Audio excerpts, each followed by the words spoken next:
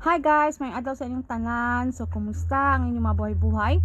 So, anyway, welcome sa ating channel. So, bago po natin simulan ay meron lamang po akong i-shout out, okay?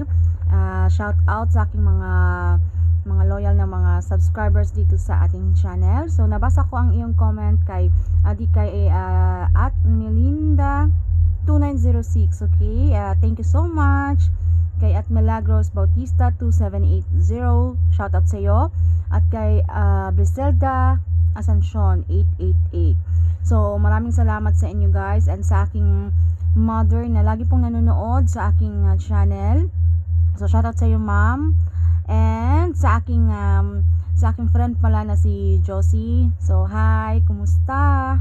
So anyway guys, yan lamang po. At anyway, meron naman po tayong panibagong pampaswerte na i-share sa inyo, na of course dapat malakas po ang inyong paniniwala para ito po ay mag-work sa inyo. Pero kung kayo po ay negatibo, na kayo po ay sinusubukan nyo lamang kung ito po ay mangyayari nga ba o maging epektibo, so wag na lang, kasi masasayang lamang po ang inyong oras. So dito po kasi ginagawa po natin ito dahil sure na sure tayo na ito po ay mangyayari, okay? Dahil deserve po natin yan, especially po kung meron po tayong mga bagay na gustong i-manifest kay universe, dahil kayo naman po ay tamad, kayo naman po ay nagsusumikap sa buhay, kayo naman po ay patulungin sa inyong kapwa, wala kayong nilalamangang mga tao.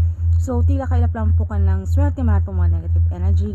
So hindi po natin alam, meron po mga inggit, mga evil eye na yan sa paligid, okay? So pwede po natin i-manifest yan dahil sa pamamagitan po ng prosesong ito na ating pong pinaparating kay universe, na tayo po ay ready na makareceive ng blessings na yan. Dahil deserve po natin yan mga ka-Shanski, alright? So lingid po sa ating kalaman, meron po tayong mga numero na pwede po natin isulat na malakas po ito mag-attract ng mga swerte, lalo po kung meron po tayong mga kahilingan, kung ano man yan na ang gusto nating halimbawa sa inyong mga negosyo, sa inyong mga career, or sa usaping pananalapi. Kung meron po kayong mga kahilingan dyan na ito po ay matutupad, or kung gusto nyo po mga bagong sasakyan na hindi po nangyari-yari, kung meron po tayong plano, pero deserve nyo naman po yan, okay? So syempre ito pong pampaswerteng ito mga ka-Jansi, kayo po ay pinapaalahan ko lamang na ito po ay isang gabay o inspirasyon lamang. So kailangan na sabayan po natin ito ng pagsusumikap, aksyon, mga pagpaplanong gagawin.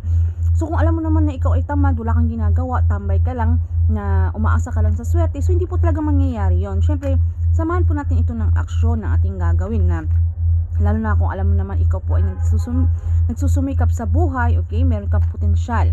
So meron tayong gustong i-manifest, okay, na mga bagay na alam natin na itong ay mangyayari, pero meron lamang pong laging merong hadlang, meron pong kumukontra, okay? So ito pong mga pampaswerteng ito ay mga good luck, lucky charm, para makamit na po natin yung mga bagay na ating hinihiling, alright? Well, deserve po natin yan. So sa isang kapirasong papel mga ka-Janski, meron po tayo ditong isang maliit na papel na sinulatan po natin ito ng ating mga numero. So ito mga ka-Janski ay 178026330. So isulat nyo lamang po iyan mga ka-Janski, at pagkatapos inyo lamang pong iyang tupiin. Okay, syempre yung pagtupi ay nakapaloob po sa atin, na nakaharap po sa atin yung pagtupi, dahil tayo po ay humihiling. So depende po sa inyo kung ano pong tupi ang gusto nyo pong gawin mga ka-Janski, basta ito po ay kakasya sa inyong mga wallet, alright? Ilagay po natin ito sa inyong mga wallet. Then kapag natupi natin ito mga ka-Janski, inyo lamang pong sambitin yung mga numerong ay ating isinulat, okay, dito sa papel. At halimbawa po sa pamamagitan ng mga numerong ito, okay na 17 itong isinulat natin, alright? So pwede nyo mong isulat sa isang papel kung hindi nyo po memorize, alright, para meron po kayong basihan. Then pagkatapos sabihin nyo lang po ang inyong mga intention, kung ano po ang inyong mga kahilingan kay universe, alright? And then pagkatapos ilagay nyo lang po ito sa inyong mga pitaka mga ka-Janski, and then araw-araw sambitin nyo lang po itong mga numero kasabay po ang inyong mga intensyon, so hanggang sa mangyari po ang inyong mga hiling. So ayun naman po mga ka-Janski. So ano pang inaantay nyo, subukan nyo na po ito mga ka-Janski, nang malaman nyo po kung ito po ba ay ikaw ay siswertehin, alright? So wala pong masama, wala pong mawawala sa atin kung atin pong itong susubukan. So gawin nyo na po ito agad, malay nyo po mangyari